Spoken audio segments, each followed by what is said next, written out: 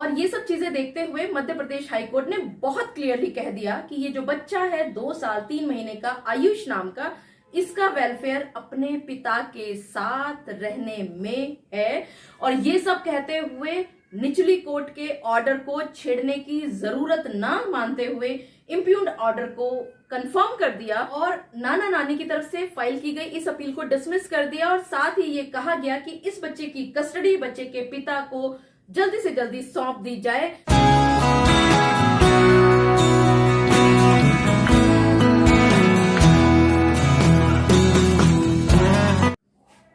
अक्सर आप सभी ने महसूस किया होगा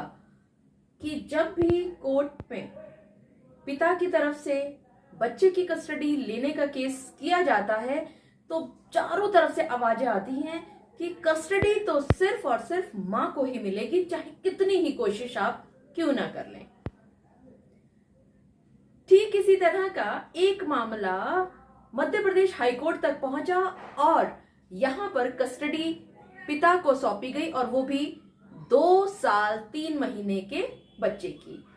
आखिरकार ये केस था क्या और इस केस में क्या हुआ, इन सभी चीजों की जानकारी आज की स्पेशल वीडियो में मैं आप सभी व्यूअर्स के सामने देने वाली हूँ। मैं एडवोकेट मोहिनी मोना आप सभी का पुनः स्वागत करती हूँ और आप सभी देख रहे हैं अपना पसंदीदा चैनल मोहिनी मोना एडवोकेट। अगर आपने मेरे इस चैनल को अभी तक सब्सक्राइब ना किया हो या आप मेरे इस चैनल के लिए नए हैं तो इसको जल्दी से जल्दी सब्सक्राइब कर दीजिएगा ताकि आपको इसी तरह के लीगल इंफॉर्मेटिव वीडियोस की नोटिफिकेशन टाइम टू टाइम सबसे पहले मिलते रहे। मैंने आपके साथ जिस केस का जिक्र किया इस वीडियो की शुरुआत में, उस केस में जजमेंट पास हुई है 16 नवंबर 2022 को, यानी कि सिर्फ 5 दिन पहले। और इस केस में 2 साल 3 महीने के बच्चे की कस्टडी को बच्चे के पिताजी को सौंपा गया ट्रायल कोर्ट के द्वारा भी। और जब अपील में आए इस बच्चे के नाना और नानी मध्य प्रदेश हाईकोर्ट में, तो मध्य प्रदेश हाईकोर्ट ने भी जो निचली कोर्ट का जो फैसला है उसमें कोई छेड़छानी नहीं की, बल्कि उसको एज इट इज सुरक्षित रखा और बच्चे की कस्टडी को पिता को सौंप दिया। इस केस का टाइटल है Anand Kumar and Kiran versus Lakhan Jatav. Madhya Pradesh high court में ये जो अपील फाइल की गई थी ये सेक्शन 19 फैमिली कोर्ट एक्ट के तहत फाइल की गई थी इस छोटे बच्चे के नाना और नानी की तरफ से। और जिस इम्प्यूग्ड ऑर्डर के अगेंस्ट ये आए थे ऊपरी कोर्ट में, हाई कोर्ट में, वो इम्प्यूग्ड ऑर्डर पास किया गया था 22 नवंबर 2018 को निचली कोर्ट के द्वारा, जहां पर इस बच्चे के पिताजी ने गार्जियनशिप एंड वार्ड्स एक्ट के सेक्शन 6 के तहत इस बच्चे की कस्टडी मांगी थी और उसको ये 2 साल 3 महीने के बच्चे की कस्टडी मिल भी गई थी। यहां जिन मुख्य सबमिशंस को इस पापा की तरफ से, इस बच्चे के पिताजी की तरफ से रखा गया था, उसमें सबसे पहली बात यही कही गई कि इस बच्चे का जन्म होता है 13 जनवरी 2016 को और इस बच्चे की जो माता है वो अपने मायके में जाती हैं और वहां पे जाकर के वो सुसाइड कर लेती हैं 8 अप्रैल 2017 को। उनके सुसाइड के बाद इस बच्चे के नाना और नानी इस बच्चे के पिताजी के अगेंस्ट 304 बी, 498 ए, 506 और 34 आईपीसी का एक केस कर देते हैं और साथ ही साथ उसमें सेक्शन 3 और सेक्शन 4 डाउरी प्रोहिबिशन एक्ट को भी लगाना नहीं भूलते। यहां पर जो बच्चे का पिता है उसने जब निचली कोर्ट में केस लगाया तो उसने ये कहा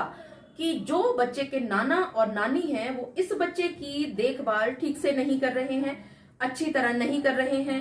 साथ ही साथ इस बच्चे के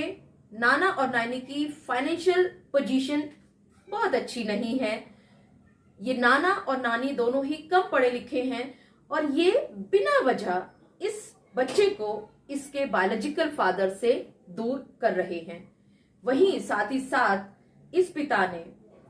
जब ट्रायल कोर्ट के सामने ये केस फाइल किया था तो वहां ये बताया कि वो एक गवर्नमेंट एम्प्लॉय हैं, वो आईटीबीपी यानी इंडो तिब्बतन बॉर्डर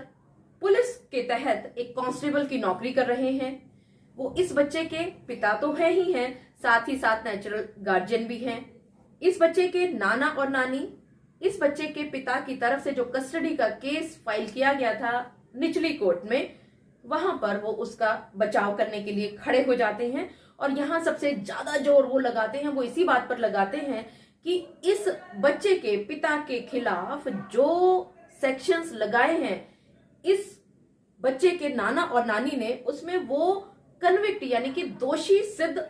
होने वाला है। साथ ही साथ इस बच्चे के नाना और नानी ने एक बात ये भी कही कि इस बच्चे के जो दादाजी हैं वो शराब पिया करते हैं, और जो इस बच्चे की दादी हैं वो डिफरेंटली एबल्ड पर्सन हैं। और इसके साथ साथ बच्चे के नाना नानी ने जो बच्चे के पिता की तरफ से कस्टडी का केस फाइल किया गया था उसमें यह भी कहा कि इस बच्चे के जो पिता की जॉब है वो ट्रांसफरेबल जॉब है, और इस बच्चे के नाना और नानी की जो फाइनेंशियल कंडीशन इस बच्चे के पिताजी कम बता रहे हैं, वो कहते हैं कि उनकी फाइनेंशियल कंडीशन यानी कि नाना और नानी की फाइनेंशियल कंडीशन अच्छी है, वो एक कॉन्ट्रैक्टर हैं और साथ ही साथ उनके पास सफिशिएंट मीन्स हैं इस बच्चे की देखभाल करने के लिए। फैमिली कोर्ट ने दोनों पक्षों को सुना, सारे के सारे सबूतों को देखा और साथ ही साथ लास्ट में निर्णय सुनाया कि ये जो रिस्पोंडेंट जो कि मध्य प्रदेश हाई कोर्ट के सामने पहुंचे हैं, इस बच्चे के जो पिता हैं जो कि मेन एप्लीकेंट थे नीचे कोर्ट में, उनको फादर और नेचुरल गार्जियन कहते हुए इस बच्चे की कस्टडी को इस बच्चे के पिताजी को सौंपने का आदेश दे दिया। और ये आदेश इस बच्ची के नाना और नानी को गवारा नहीं था। ये दोनों के दोनों पहुंच जाते हैं अपील करने के लिए मध्य प्रदेश हाई कोर्ट में। यहां पर जो ये बच्चे के नाना और नानी हैं उनकी वकील की तरफ से सबसे ज्यादा जो बहस की जाती है वो यही की जाती है कि नीचे ट्रायल कोर्ट ने इस फैसले को सुनाने में गलती की है। इस बच्चे के जो पिताजी हैं वो आईटीबीपी में काम करते हैं और जिसकी वजह से वो बच्चे को अच्छी तरह से टेक केयर नहीं कर पाएंगे। और साथ ही साथ उन्होंने ये भी कहा कि ये बच्चे के जो नाना जी और नानी जी हैं इनकी फाइनेंशियल पोजीशन बहुत अच्छी है। उन्होंने सर्टेन डॉक्यूमेंट्स भी कोर्ट के अंदर फाइल किए। उन्होंने ये बताया कि जो बच्चे का नाना है वो एक कॉन्ट्रैक्टर है और इसी वजह से उन्होंने एक कॉलोनी बनाई और इन प्लॉटों को जब वो बेचेंगे तो उनको करोड़ रुपए की आमदनी होने वाली है। और साथ ही साथ ये भी कहा गया इन अपीलेंट्स के द्वारा मध्य प्रदेश हाई कोर्ट में कि ये जो बच्चा है जन्म से ही अपने नाना और नानी के साथ रहा है और ये तो अपने फादर को पहचानता तक नहीं है, और बल्कि ये भी कह डाला इनके वकील साहब ने कि ये बच्चा अपने पिता को नापसंद किया करता है। ये बच्चे के मन में कभी भी उसकी एक्टिविटी से ये नहीं नजर आया कि वो अपने पापा के साथ रहना चाहता है। तो और ये सब बातें कहते कहते उन्होंने कहा कि जो निचली ऑर्डर का जो फैसला है वो गलत है, और यहां पर उन्होंने गौरव नागपाल और सुमेधा नागपाल का जो केस है उसका हवाला दिया। दूसरी तरफ जो कौंसिल है रेस्पोंडेंट साहब यानी कि इस जो पिताजी हैं वो अपोज करते हैं उनकी सभी बातों का, यानी कि नाना और नानी की हर बात को वो झुठलाते हैं और वो साथ ही साथ वो ये कहते हैं कि इस बच्चे का जो पिता है वो आईटीबीपी में नौकरी करता है, पे स्लिप वहां पर दिखाई गई, यानी कि वो फाइनेंशियली साउंड है, उसके पास पैसा है बच्चे की वेलफेयर को टेक केयर करने के लिए। साथ ही साथ इस बच्चे के वकील साहब ने यह भी कहा कि बच्चे का जो पिता है वो पैरा मिलिट्री एम्बियंस बच्चे को देगा और जिसकी वजह से इस बच्चे की जो ग्रोथ होगी वो ज्यादा अच्छी होगी, और ये जो बच्चे का पिता है ये नेचुरल गार्जियन है और इसी वजह से इस बच्चे की कस्टडी को इस पिता को ही सौंपा जाना चाहिए। और यहां पर रिस्पोंडेंट साहब यानी जो बच्चे के पिताजी हैं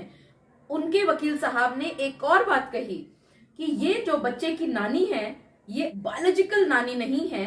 बल्कि इस बच्चे की रियल नानी की जब डेथ हो गई थी तो इनके नाना ने एक दूसरी शादी की और उसके बाद ये जो प्रेजेंट नानी है ये तस्वीर में आती हैं, तो ये स्टेप नानी है, बायोलॉजिकल नानी नहीं है। और इसके साथ साथ उन्होंने इम्प्यूग्ड ऑर्डर को साथ में लगाया और इम्प्यूग्ड ऑर्डर में जब उन्होंने ये दिखाया कि ये सारी चीजों पर बहस ऑलरेडी हो चुकी है और निचली कोर्ट ने इस बच्चे की कस्टडी को इस बच्चे के पिताजी को ही सौंपने की बात कही है, ऑर्डर बकायदा रिकॉर्ड पर लगा दिया गया। यहां मध्य प्रदेश हाई कोर्ट दोनों पार्टीज को सुनते हैं, सारे रिकॉर्ड्स को अच्छी तरह से खंगालते हैं और जब कोर्ट अपनी फाइंडिंग देता है तो वहां पर वो ये कहते हैं कि जो बच्चे के जो पिताजी हैं उन्होंने एक एप्लीकेशन जरूर फाइल की थी निचली कोर्ट में और उस निचली कोर्ट ने इस एप्लीकेशन को बच्चे के पिता के फेवर में ही अलाउ भी कर दिया था और साथ ही साथ इस बच्चे को हैंडओवर करने के लिए कह दिया गया था कि ये बच्चा जो है अपने नेचुरल गार्जियन यानी अपने पिताजी के पास दे दिया जाए। और उसके बाद ये अपील आई है और इस अपील में जो मुख्य बातें मध्य प्रदेश हाई कोर्ट ने देखी, समझी और अपनी फाइंडिंग्स में बकायदा जजमेंट में लिखी कि ये जो पिताजी हैं, फिर से उन्होंने यही कहा कि ये कांस्टेबल हैं, आईटीबीपी में काम करते हैं, तो इनका रेगुलर सोर्स ऑफ इनकम है, यानी कि महीने की बंदी बंदाई इनके पास इनकम है। इसी तरह से जो बच्चे का पिता है वो इंडियन पैरामिलिट्री फोर्स से संबंध रखता है, तो एक डिसिप्लिन्ड लाइफ बच्चे का पिता ऑलरेडी लीड कर रहा है। इसी के साथ साथ मध्य प्रदेश हाईकोर्ट ने एक और बात कही कि ये इनका एक फैमिली सेटअप है, इनके इस बच्चे के साथ बच्चे के दादा और दादी भी रहेंगे और जो ये पैरामिलिट्री फोर्स का जो इसका बैकग्राउंड बच्चे को मिलेगा, इससे तो बच्चे की जो विकास होगा वो बल्कि डिसिप्लिन्ड मैनर में होगा। और यहां पर मध्य प्रदेश हाईकोर्ट ने यह भी बात कही कि जो फादर है वो इस बच्चे के लालन पालन के लिए, उसको बढ़ोतरी के लिए बहुत ही ज्यादा कीन इंटरेस्टेड नजर आ रहा है और यही वजह है कि बच्चे का पिता ने अपने बच्चे की कस्टडी लेने के लिए निचली कोर्ट में भी एप्लीकेशन लगाई और यहां पर भी इस अपील में भी बच्चे का पिता हर तारीख पर आ रहा है। और जब दोनों ही पार्टीज को बुलाया गया, नाना नानी को भी बुलाया गया बच्चे के और बच्चे के पिता को भी कोर्ट में बुलाया गया और जब उनकी पोजीशंस देखी और कोर्ट ने जब इंक्वायरीज करी तो बच्चे का पिता बहुत ही फर्म रहा हर एक चीज में और उसने अपना पूरा इंटरेस्ट दिखाया कि वो बच्चे के साथ ही रहना चाहता है और उसको बच्चे की कस्टडी चाहिए। यहां पर मध्य प्रदेश हाईकोर्ट ने एक बात और कही कि क्योंकि बच्चे का जो पिता है वो सेंट्रल पैरामिलिट्री फोर्स से संबंध रखता है तो जो बच्चे का एक्सपोजर होगा वो और ज्यादा अच्छे तरह से होगा। बच्चा अलग अलग रीजंस को, अलग अलग कल्चर्स को देखेगा, समझेगा, परखेगा, तो इससे उसका विकास और ज्यादा बेहतर होने की संभावना नजर आ रही है। यहां पर एक बात और कही मध्य प्रदेश हाईकोर्ट ने कि हालांकि जो अपीलेंट्स हैं यानी बच्चे के नाना और नानी हैं, उन्होंने बच्चे की माता का सुसाइडल केस के बारे में बताया और क्रिमिनल केस के बारे में भी उन्होंने बताया कि कौन से क्रिमिनल केसेस बच्चे के पिता के साथ चल रहे हैं। लेकिन यहां पर बच्चे के पिताजी की तरफ से 20 सितंबर 2022 की एक जजमेंट कोर्ट में फाइल कर दी गई, जहां पर कोर्ट की ये जजमेंट थी वे बच्चे के पिता और उसके साथ साथ अन्य सदस्य जिनका भी नाम इस एफआईआर में दर्ज था, उन सभी को एक्विटल यानी कि दोषमुक्त करार कर दिया गया। और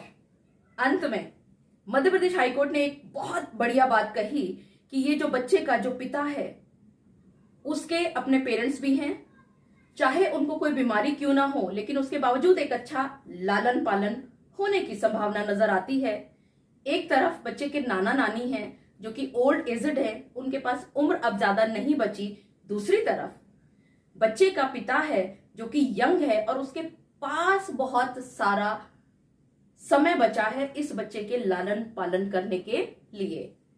यहां पर अपीलेंट्स की तरफ से बहुत कोशिश की गई कि वो अपनी सोर्स ऑफ इनकम को सामने लेकर के आए, वो ये कोर्ट को दिखा पाए कि वो बहुत बढ़िया कमाते हैं, लेकिन वो कोई भी डॉक्यूमेंट अच्छी तरह से शो नहीं कर पाए। कोर्ट ने जब जब उनसे उनकी इनकम के बारे में पूछा तो वो कोई भी सफिशिएंट एक्सप्लेनेशन नहीं दे करके आए। और यहां पर मध्य प्रदेश हाईकोर्ट ने एक और बात कही कि जब मीमो ऑफ पार्टीज फाइल की गई थी तो वहां पर इस बच्चे के नाना को लेबर दिखाया गया था, लेकिन बाद में उसको कॉन्ट्रैक्टर दिखाया गया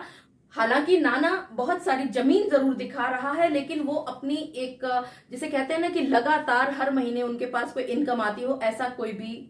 डॉक्यूमेंट वो नहीं दिखा पाया। और ये सब चीजें देखते हुए मध्य प्रदेश हाईकोर्ट ने बहुत क्लियरली कह दिया कि ये जो बच्चा है 2 साल 3 महीने का आयुष नाम का, इसका वेलफेयर अपने पिता के साथ रहने में है। और ये सब कहते हुए निचली कोर्ट के ऑर्डर को छेड़ने की जरूरत ना मानते हुए इम्प्यूग्ड ऑर्डर को कंफर्म कर दिया और नाना नानी की तरफ से फाइल की गई इस अपील को डिसमिस कर दिया। और साथ ही ये कहा गया कि इस बच्चे की कस्टडी बच्चे के पिता को जल्दी से जल्दी सौंप दी जाए। और हाँ, यहाँ पर बच्चे के नाना नानी को विजिटेशन राइट्स देते हुए ये जरूर कहा कि हर रविवार और हर शनिवार को सुबह 11 बजे से दोपहर 2 बजे तक वो मिल सकते हैं, या बच्चे के नाना नानी और बच्चे के पिताजी आपस में बातचीत करते हुए वो कोई भी एक ऐसा समय निश्चित कर सकते हैं जब वो बच्चे को मिलवा सके अपने नाना नानी के साथ। मुझे पूरा विश्वास है कि आप सभी को मेरे आज के इस वीडियो के माध्यम से ये बात भली भांति पता चल गई होगी कि 16 नवंबर 2022 को मध्य प्रदेश हाईकोर्ट के द्वारा जो एक जबरदस्त जजमेंट पारित की गई है, इस बच्चे के पिताजी को 2 साल 3 महीने के छोटे बच्चे के लिए ये अपने आप में एक ऐतिहासिक निर्णय सिद्ध होगा। और अगर आपके भी केसेस में इसी तरह की चीजें हैं तो आप इस जजमेंट को प्रिंट आउट करके अपने अपने केसेस में यूज कर सकते हैं।